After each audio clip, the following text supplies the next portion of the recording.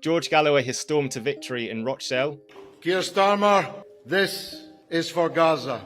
Is this the start of a major headache for Labour leader Keir Starmer over his policy on Palestine? You will pay a high price for the role that you have played in enabling, encouraging, and covering for the catastrophe presently going on in occupied Palestine in the Gaza Strip.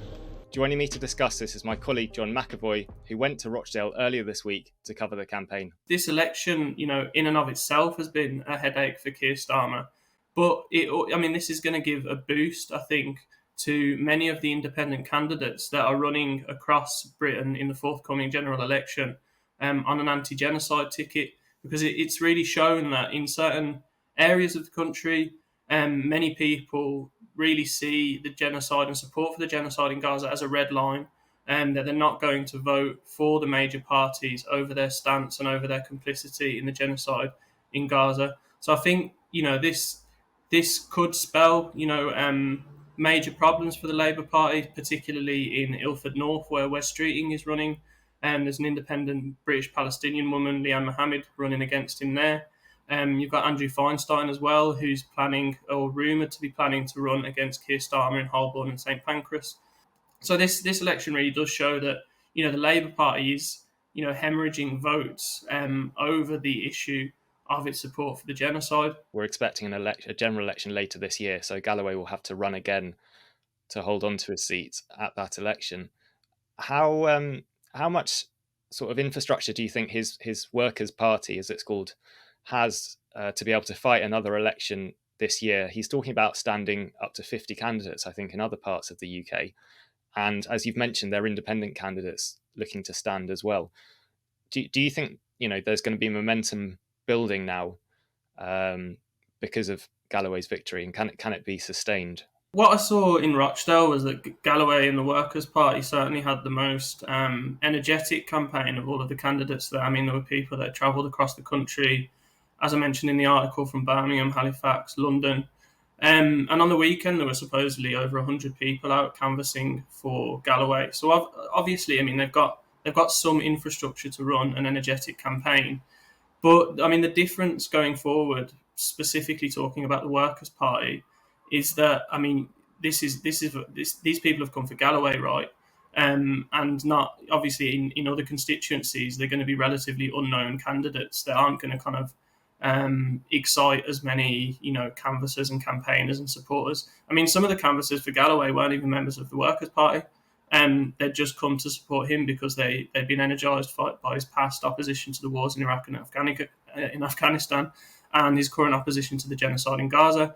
So in terms of the Workers' Party, it's yet to be seen, but I'm not convinced that they're going to make significant headway because, this was really the Galloway show in Rochdale. But in terms of other candidates that are running on independent tickets, this election has shown that anywhere that you've got a Labour candidate in a constituency with a high percentage of Muslims and a high percentage of people who are opposed to the genocide as well, it's obviously not just a sole Muslim issue, that the Labour Party can be challenged and they can be punished.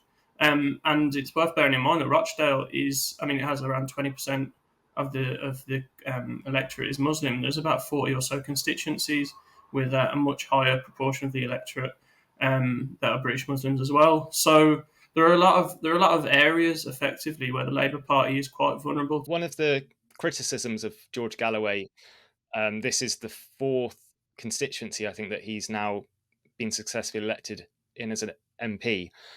Some people say that he kind of parachutes into constituencies where he just thinks there's a large Muslim vote and uses that, against the war in Iraq and now the war in Gaza to get elected. I would say in a first past the post system, every MP to some degree tries to pick a constituency where they're more likely to win. And if we had a proportional representation system, Respect, his previous party, may well have won a seat just on the national list. So I think that criticism of him is a little bit unfair, because I think every MP tries to stand in a seat where they think they can win. But you went to Rochdale on Tuesday and saw Galloway's operation.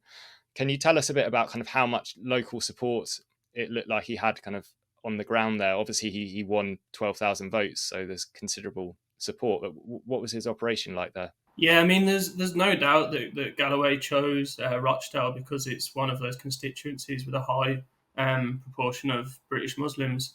And I mean, it makes electoral sense, as you say. And, there's a lot of people saying that, inferring basically that the UK can go abroad, can sanction countries, bomb countries, support a genocide abroad, but this shouldn't be an issue that is of prime concern to UK voters. And of course, this is a serious, concern, and this is a serious issue for a lot of Muslims in Britain. I mean, something like 60% of British Muslims have said that they'd consider voting against the Labour Party over their stance on Gaza. But I think it's important to add as well, the media is very much concentrating on, the proportion of the Rochdale electorate that are Muslims. But this isn't obviously just an issue for Muslims in Britain or people of Asian heritage. This is an issue for a resounding majority of British people. So you've got this narrative in the media that George Galloway is divisive and controversial, and there's no doubt that he is. But these terms are not applied to the likes of Keir Starmer, David Lammy, who, what could be more divisive and controversial than complicity in a genocide? And this is borne out not only through my opinion, this is borne out through consistent polling in the UK, which shows that the vast majority of British people support an immediate and unconditional ceasefire in Gaza, and they don't support Israel's relentless bombing of the Strip. As to Galloway's other political views, I mean, there are surely going to be a lot of things that he said and that he's done that are of considerable concern to people in Rochdale. There are considerable concern to people on the left as well. But I think it's clear that people are drawing a red line on the genocide, and for some people, it's become a single issue vote. Effectively, anybody who supports the genocide won't get the vote, and anybody who opposes it will. And I think going into the general election, we might see some important impacts of that shift in perspectives in Britain. And the major parties do seem worried. I mean, not just in terms of this by-election, but also if you look at what they're doing about the protests outside Parliament and outside constituency offices, and in some cases the homes of MPs.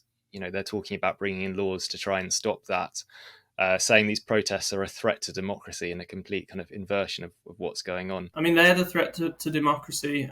Most of the British public don't support what they're doing. They're not changing what they're doing, so people are forced to protest. People are forced to take direct action. That's what people do in a democracy. Calling that mob rule is scandalous, and it's a disgusting attempt to cover for support for the genocide. Thanks, John. Your article about the by-election in Rochdale is on our website if people want to read more. Thank you for going there to make that report for us this week, and look forward to having you on the channel again soon. Good. Thanks very much, Phil.